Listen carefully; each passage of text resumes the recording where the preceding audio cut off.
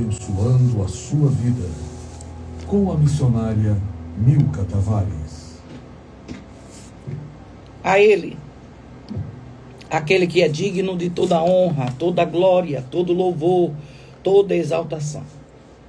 Aquele que manda e não é mandado. Aquele que faz, que governa, que age como Ele quer. Aquele que exalta o pobre do pó e desde o esterco vai tirando o necessitado para o fazer herdar o trono de glória. Porque do Senhor são os alicerces da terra e sobre eles pôs o mundo. Exaltado seja o nome do Senhor Jesus.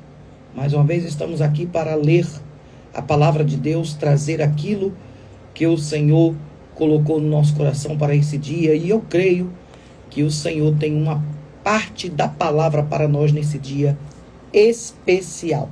Quero já convidar todos os irmãos para estarem orando enquanto a gente ministra a palavra de Deus e que possamos transmitir assim como o Senhor quer. Tem um problema aqui no meu óculos, mas a gente vai resolver. E eu vou lendo assim o que está escrito em Jeremias capítulo 23 e o versículo 23 ao 29. O tema que a base que nós vamos usar é o 29. Mas vamos ler do 23 em diante, que diz assim: Sou eu apenas Deus de perto, diz o Senhor, e não também Deus de longe? Esconder-se-ia alguém nos esconderijos, de modo que eu não veja? Diz o Senhor, porventura, não encho os céus e a terra, diz o Senhor. Tenho ouvido o que dizem aqueles profetas, profetizando mentiras em meu nome, dizendo, sonhei, sonhei. Até quando sucederá isso no coração dos profetas que profetizam mentiras e que são só profetas de engano do seu coração, os quais cuidam que farão que o meu povo se esqueçam do meu nome, pelos sonhos que cada um conta ao seu companheiro? Assim cada um conta ao seu companheiro como seus pais se esqueceram do meu nome por causa de Baal. O profeta que teve um sonho, que conte o sonho, e aquele em quem está a minha palavra, que fale a minha palavra em verdade. Que tem a palha com o trigo, diz o Senhor. E o tema é este: não é a minha palavra como fogo, diz o Senhor, e como um martelo que esmiuça a penha? Exaltado seja o nome do Senhor. Os irmãos que estão pelo Instagram, se a internet cooperar, a gente vai aí fazer essa transmissão completa. O martelo que esmiuça a penha, citado aqui em Jeremias, é uma metáfora, não é, poderosa para a palavra de Deus. Ela age como um agente transformador, capaz de quebrar corações endurecidos, destruir o engano,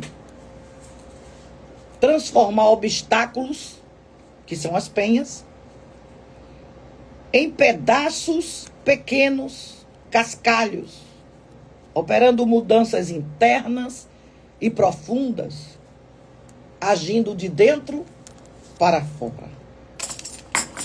A palavra de Deus, irmãos, quando é citada, que a gente lê para os irmãos, ou que a gente senta às vezes dentro de casa, coloca a Bíblia de vários tipos de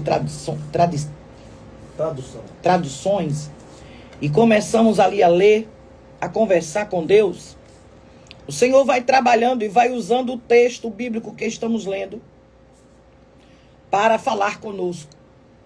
Este versículo que lemos é uma denúncia, né, que é feita da parte de Deus com os falsos profetas que pregavam mensagens mentirosas, desagradáveis. Usavam as mensagens mentirosas deles para agradar alguém com suas histórias. A palavra verdadeira é contrastada com falsas profecias, mostrando que a verdade de Deus não adocica o pecado, mas o confronta. Mostrando que o nosso Deus, Ele quer que a palavra dele seja aquela que esmiuça a penha, ou seja, um cume, uma ponta, um iceberg. A palavra como fogo e martelo, a palavra quando é comparada ao fogo, ela purifica e ilumina. E o martelo despedaça. O martelo especificamente representa a autoridade, o poder da palavra de Deus para quebrar a obstinação espiritual, aquilo que impede você de crescer, aquilo que impede você de mudar. E o que seria a penha? A penha representa o coração endurecido, o coração humano, teimoso, obstinado pelo pecado. É uma rocha difícil de quebrar, mas não é impossível. Não é impossível de quebrar, porque quem vai quebrar e fazer esta obra é Deus. O que significa esmiuçar? Significa quebrar em pedaços muito pequenos. Pulverizar. A palavra de Deus não apenas rachar o coração, ela destrói a altivez, o orgulho e as defesas humanas e promove arrependimento. Ele está perguntando ao próprio Deus se ele não é o martelo que esmiuça a penha. Aleluia, aquela que traz o arrependimento. A palavra é eficaz, ela é viva, penetra até a divisão da alma e do espírito para discernir pensamentos e intenções, como está em Hebreus 4. Normalmente eu costumo procurar o texto que estou citando e ler, para que com isso seja entendido a mensagem completamente.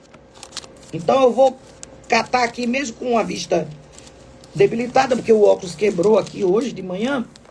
Estou indo buscar o outro. Hebreus capítulo 4, versículo 12. Eu quero ler esse texto com os irmãos.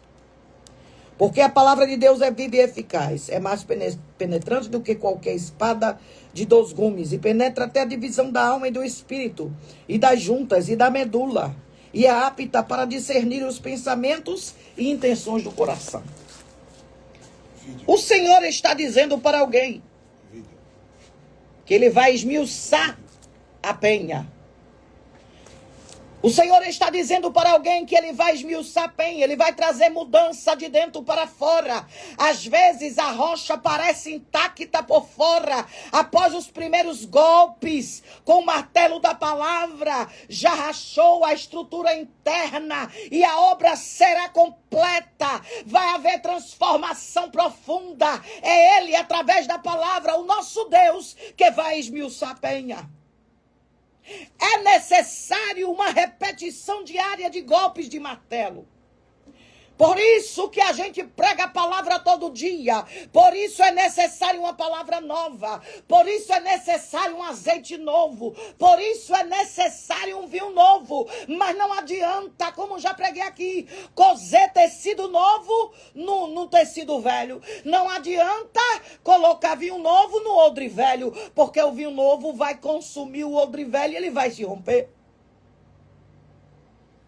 Ei, a palavra de Deus que ele está falando aqui, que vai usar todos os dias necessário para quebrando a rocha, tendo uma exposição diária da palavra que é necessária para desintoxicar a mente, para mudar a tua história, para te trazer a realidade. Ele é quem vai esmiuçar a penha. Aleluia. A palavra diz, não é minha palavra como fogo, diz o Senhor, e como um martelo que esmiuça a penha. A penha é dura, a rocha é difícil, o coração é duro, o homem é difícil, mas a gente vai pregando todo dia, vai agindo todo dia e vai haver uma ação de desconstrução e construção. Vai desconstruir aquilo que é intacto, aquilo que não quer deixar entrar a palavra. Aquela pessoa que tem um coração duro, endurecido pelo seu pecado, endurecido pelas coisas que ele costuma fazer. E aí, quando a gente começa a usar a palavra, Deus primeiro esmiuça, denuncia o pecado, para depois construir, oferecer perdão e salvação. Em suma, Jeremias está dizendo aqui, capítulo 23 e 29, está nos ensinando, em um mundo de mentiras, que a verdadeira palavra é a palavra de Deus, é a força bruta. Está ensinando que é a única forma de mudar a história. Ela é força bruta e ao mesmo tempo é amorosa. Ela despedaça a obstinação do pecado para moldar segundo a sua vontade, para você ser transformado. Aleluia. Porque a palavra é como fogo purificador e como martelo que esmiuça a penha. É necessário você olhar para algumas rochas internas. Quais seriam essas rochas missionárias? O orgulho, a incredulidade e o pecado, que alguém não quer confessar, porque para ele quebrar essas rochas internas, ele vai ter que confessar que ele é orgulhoso, ele vai ter que ele confessar que ele está com incredulidade, que ele não acredita mais na palavra, ele vai ter que confessar que anda no pecado. Então a palavra, ela vai golpeando. Ela é um martelo, vai golpeando. Até que se quebre.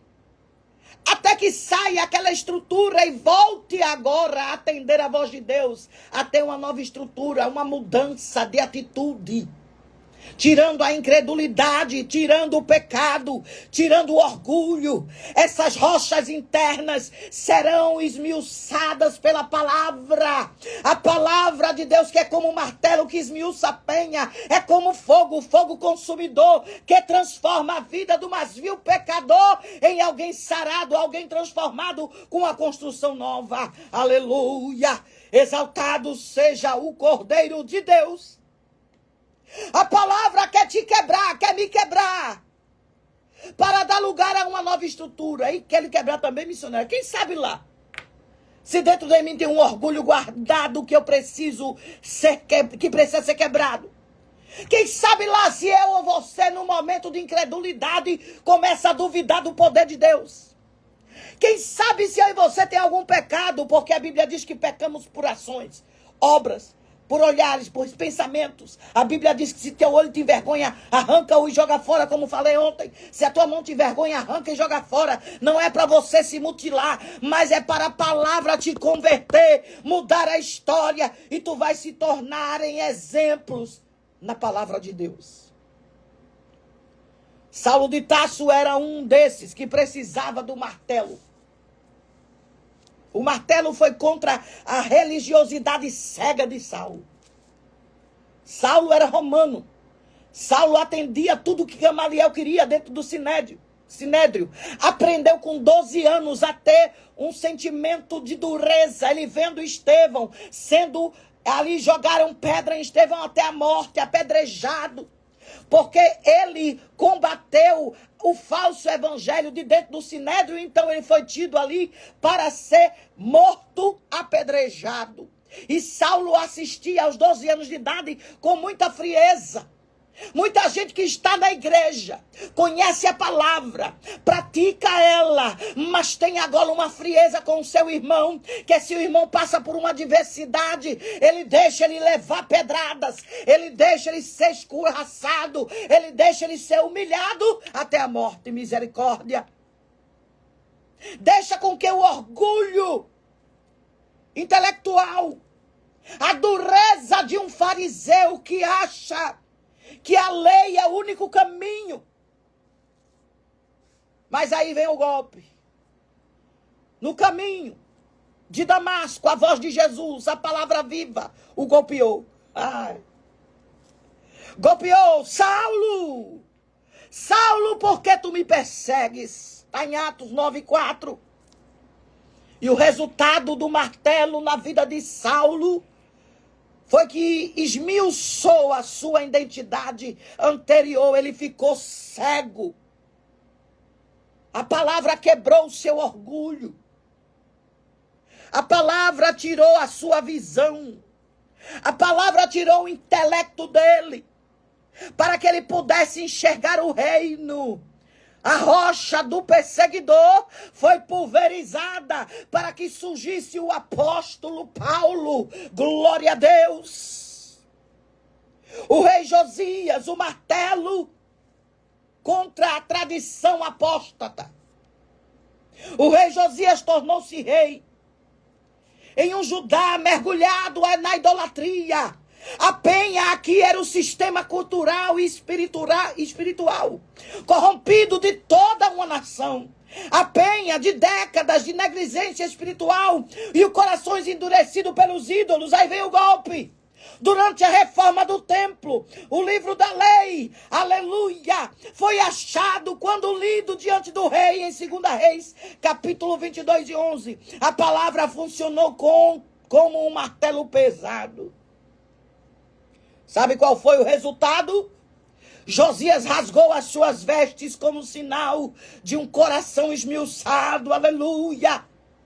O impacto da palavra foi tão forte que ele destruiu os altares pagãos, pulverizando literalmente os ídolos, assim como a palavra havia pulverizado sua complacência. Aleluia! Deus está dizendo que a palavra dele é como fogo consumidor e como um martelo que esmiuça a penha. Como será que o martelo está agindo hoje? Muitas vezes ouvimos pregações, lemos versículos que nos traz desconforto profundo. Este incômodo é o martelo batendo na penha. Se a rocha resiste, ela permanece inteira, mas ela fica estéril. Mas se a rocha se deixa esmiuçar, ela se torna solo fértil, onde a semente, aleluia, da palavra pode brotar e pode acontecer coisas inimagináveis. Deus está dizendo para alguém: ei, a minha palavra é como um martelo que esmiuça a penha. Você se acha uma rocha muito forte. Você se acha capaz de tudo, de muita coisa e muito mais. Você se acha autossuficiente. Será? Será que você é autossuficiente? Ou será que você precisa da presença de Deus? Ou será que você precisa da palavra de Deus? Ou será que você precisa ser esmiuçado como a penha? Aleluia! Deixe-se esmiuçar esta penha que está te afastando da presença de Deus.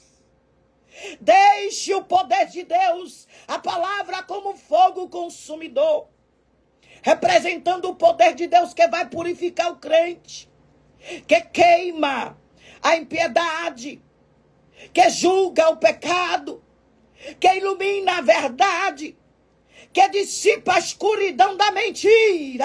Aleluia! A palavra como martelo, que simboliza a força da mensagem, a força da mensagem divina que sai quebrando essa rocha, ou seja, essa dureza, a obstinação, a resistência do coração do homem, do desejo de pecar que nasce com o homem, a concupiscência do pecado. O ser humano já tem a tendência a pecar.